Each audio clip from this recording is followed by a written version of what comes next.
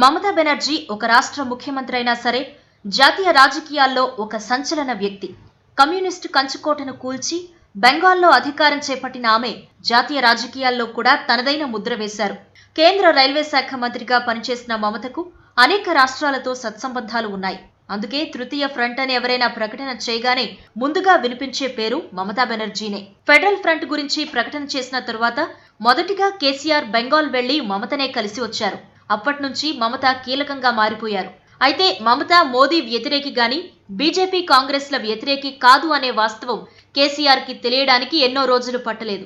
కాంగ్రెస్ అధినేత్రి సోనియా గాంధీతో భేటీ అయిన తరువాత కాంగ్రెస్ తో కలిసి నడిచే ప్రయత్నాలు చేశారు. ఫెడరల్ ఫ్రంట్ అని మీరు వెళ్తే అది బీజేపీకి లాభమే కానీ మరొకటి కాదంటూ సోనియా చెప్పిన మాటకు మమత విలువిచ్చారు. దానికి తోడు కేసీఆర్ ప్రవర్తన కూడా ఫెడరల్ ఫ్రంట్ విషయంలో మమత వెనకడుగు వేయటానికి కారణమైంది.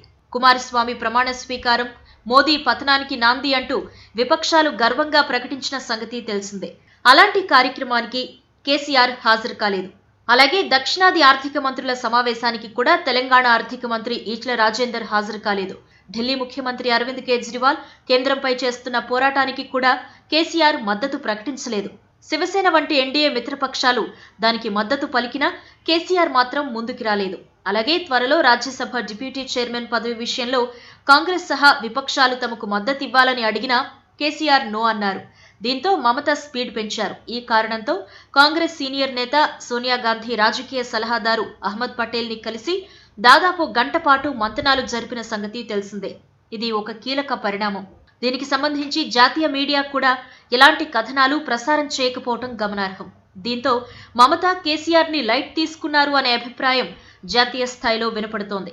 మరి మమత చేసే రాజకీయంపైనే కేసీఆర్ ఫెడరల్ ఫ్రంట్ అనే ఆలోచన బతికి ఉంది. ఎందుకంటే మమత కీలకం కాబట్టి. ఈ వీడియో మీకు నచ్చినట్టయితే లైక్ చేయండి, షేర్ చేయండి. మరిన్ని ఇంట్రెస్టింగ్ వీడియోస్ చూడడానికి మా ఛానల్ కు తప్పక సబ్స్క్రైబ్ అవ్వండి.